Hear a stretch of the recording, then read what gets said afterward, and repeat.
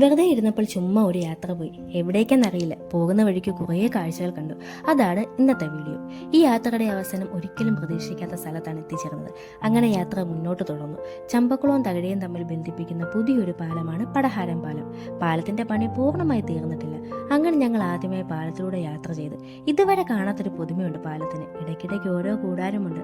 അതെന്തിനാണെന്നറിയില്ല. അറിയുന്നവർ ഒന്ന് പറയണേ. അങ്ങനെ പുതിയ റോഡിലൂടെയുള്ള യാത്ര മുന്നോട്ട് തുടർന്നു. ഈ റോഡിലൂടെയുള്ള ആദ്യത്തെ യാത്രയായതിനാൽ ഇത് എവിടെ എത്തിച്ചേരുമെന്നറിയില്ല. അങ്ങനെ ഞങ്ങൾ അവസാനം തകഴിയിൽ എത്തിച്ചേർന്നു. ഇടത്തോട്ട് പോയാൽ ഇടത്തെയും വലത്തോട്ട് പോയാൽ അമ്പലപ്പുഴയുമാണ്. അങ്ങനെ ഞങ്ങൾ നേരെ വലത്തോട്ട് പോയി. അമ്പലപ്പുഴ കയറി നേരെ വീട്ടിലേക്ക് പോകാനാണ് ഉദ്ദേശിച്ചത്. എന്നാൽ മുന്നോട്ടുള്ള യാത്രയിൽ ഒരു ബോർഡ് കണ്ട് വണ്ടി നിർത്തി. അത് നമ്മുടെ സ്വന്തം കരുമാടിക്കുട്ടൻ്റെ നാടാണ്. കരുമാടിക്കുട്ടൻ എന്ന് പറയുമ്പോൾ നമ്മുടെ മനസ്സിൽ ആദ്യം വരുന്നത് കലാഭവമണി എന്ന കലാകാരനെയാണ്, അല്ലേ? എന്നാൽ കരുമാടിക്കുട്ടൻ എന്ന പേരുള്ള ഒരു പ്രതിഭയുണ്ട്. ആലപ്പുഴ ജില്ലയിലെ അമ്പലപ്പുഴ താലൂക്കിലെ കരുമാടി എന്ന ഗ്രാമത്തിലെ പ്രസിദ്ധമായ ഒരു ബുദ്ധ പ്രതിമയാണ് കരുമാടിക്കുട്ടൻ. കരുമാടി എന്ന സ്ഥലത്ത് നിന്ന് ലഭിച്ച പ്രതിമയായതിനാലാണ് അതിന് കരുമാടിക്കുട്ടൻ എന്ന പേര് വന്നത്. ഇത് വളരെ കാലം അജ്ഞാതമായി കരുമാടി തോടിൽ കിടക്കുകയായിരുന്നു. കേരളത്തിൽ ബുദ്ധമതം വളരെ പ്രചാരമായിരുന്നെന്നും അതിന്റെ തെളിവായിട്ടാണ് ഈ പ്രതിമ സൂക്ഷിച്ചിരിക്കുന്നത്. ഇത് ഇപ്പോൾ കേരള സർക്കാരിന്റെ പുരാവസ്തു വകുപ്പിന്റെ കീഴിലാണ്. ഇടത് കൈയും ഇടത് കാലിന്റെ കുറച്ച് ഭാഗങ്ങളും നഷ്ടമായ രീതിയിലാണ് കരുമാടിക്കുട്ടന്റെ പ്രതിമ. കരുമാടിക്കുട്ടനെ ചുറ്റിപ്പറ്റി കുറേ ഐതിഹ്യങ്ങൾ പ്രചരിച്ചിട്ടുണ്ട്. അങ്ങനെ ഞാൻ കുറച്ചു നേരം അവിടെ സമയം ചെലവഴിച്ചു.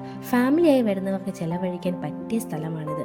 അവിടുന്ന് നേരെ തിരിച്ചു പോകുമ്പോൾ ഇടതും വലുതുമായി 2 അമ്പലങ്ങളുണ്ട്. രണ്ടും ചരിത്രപരമായ ഐതിഹ്യങ്ങളൊക്കെയുള്ള അമ്പലങ്ങളാണ്.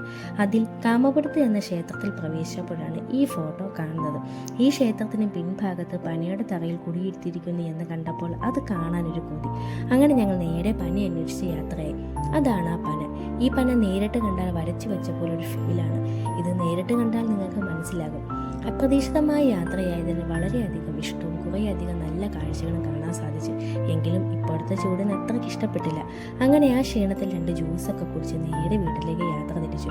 അപ്പോൾ ഇത്രയേ ഉള്ളൂ ഇന്നത്തെ വീഡിയോ. ഈ വീഡിയോ നിങ്ങൾക്ക് ഇഷ്ടപ്പെട്ടെന്ന് വിചാരിച്ചു. ഇഷ്ടപ്പെട്ടെങ്കിൽ പ്ലീസ് സബ്സ്ക്രൈബ്. ഇനിയുള്ള യാത്ര നമുക്ക് ഒരുമിച്ചാക്കാം.